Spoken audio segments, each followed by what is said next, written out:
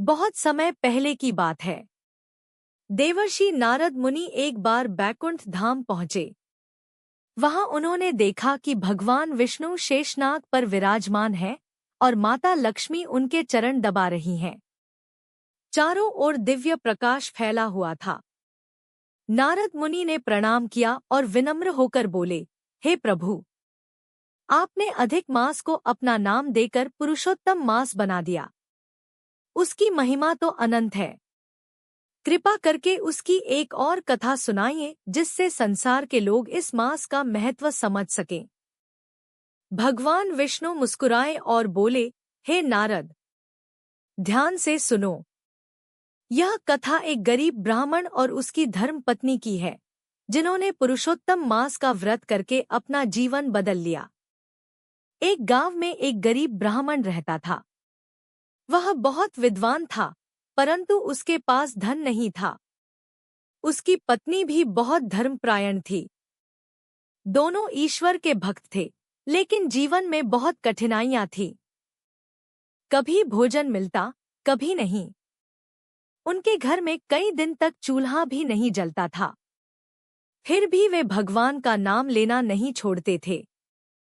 एक दिन ब्राह्मण बहुत दुखी होकर नदी किनारे बैठा था। तभी वहां एक वृद्ध साधु आए। उन्होंने ब्राह्मण से पूछा, वत्स, तुम इतने उदास क्यों हो? ब्राह्मण ने कहा, मैं निर्धन हूँ। परिवार का पालन कठिन हो गया है। मैं रोज पूजा करता हूँ, फिर भी दुख कम नहीं होते। साधु ने कहा, तुम आने वाले पुरुषोत्तम मास का व्रत करो। इस मास में स्नान, दान, कथा श्रवण और भगवान विष्णु की पूजा करने से सभी कष्ट दूर हो जाते हैं। ब्राह्मण ने साधु की बात को गंभीरता से लिया। घर आकर उसने अपनी पत्नी को सब बताया। उसकी पत्नी बहुत प्रसन्न हुई और बोली, यह तो भगवान की कृपा है। हमें अवश्य यह व्रत करना चाहिए। कुछ दिनों बाद पुरुषोत्तम मास प्रारंभ हुआ। ब्राह्मण और उसकी पत्नी प्रतिदिन प्रातःकाल नदी में स्नान करने जाते। स्नान के बाद वे तुलसी के पास दीपक जलाते, भगवान विष्णु का नाम जपते और कथा सुनते। उनके पास दान करने के लिए धन नहीं था, इसलिए वे जितना संभव होता गरीबों को जल, फल या थोड़ा अन्न दे देते। उन्होंने पूरे मास सच्चे मन से नियम का पालन किया।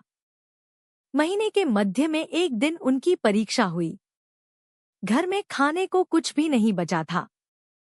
पत्नी ने कहा, आज हमारे पास भोजन नहीं है, लेकिन व्रत नहीं टूटना चाहिए। भगवान हमारी सहायता करेंगे। उसी दिन 2 अतिथि उनके घर आए। भारतीय परंपरा में अतिथि को भगवान का रूप माना जाता है। ब्राह्मण दंपत्ति के पास केवल थोड़ा सा आटा बचा था। उन्होंने वही आटा रोटी बनाकर अतिथियों को खिला दिया और स्वयं भूखे रहे। अतिथि भोजन करके प्रसन्न हुए और आशीर्वाद देकर चले गए। रात में जब दोनों सोए, तब ब्राह्मण ने स्वप्न में देखा कि स्वयं भगवान विष्णु प्रकट हुए हैं। भगवान ने कहा, हे भक्त, तुमने पुरुषोत्तम मास में सच्चे मन से व्रत किया और अतिथि सेवा भी की। मैं तुमसे प्रसन्न हूँ। कल से तुम्हारे सभी कष्ट दूर हो जाएंगे। सुबह जब ब्राह्मण उठा तो उसने देखा कि उसके आंगन में एक छोटा पात्र रखा है। उसमें स्वर्ण मुद्राएं थी। पहले तो उसे विश्वास नहीं हुआ। उसने पत्नी को बुलाया। दोनों ने भगवान का धन्यवाद किया, लेकिन वे लालची नहीं बने। उन्होंने उस धन का उपयोग केवल आवश्यक कार्यों में किया। घर की स्थिति सुधरी। उन्होंने जरूरतमंदों की सहायता की और धर्म कार्य में भी धन लगाया। धीरे धीरे उनका जीवन सुखमय हो गया। गांव के लोग यह देखकर आश्चर्यचकित थे। सबने पूछा, तुम्हारे जीवन में यह परिवर्तन कैसे आया? ब्राह्मण ने कहा, यह सब पुरुषोत्तम मास के व्रत और भगवान विष्णु की कृपा से हुआ है। जो श्रद्धा से इस मास का पालन करता है, उसके दुख दूर होते हैं। यह सुनकर पूरे गांव के लोगों ने अगले पुरुषोत्तम मास में व्रत रखने का संकल्प लिया। सभी ने स्नान, दान, पूजा और कथा श्रवण किया। गांव में शांति, समृद्धि और खुशहाली फैल गई।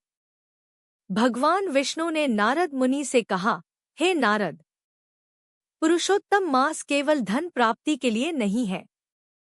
यह आत्मा की शुद्धि, पापों के नाश और भक्ति बढ़ाने का समय है।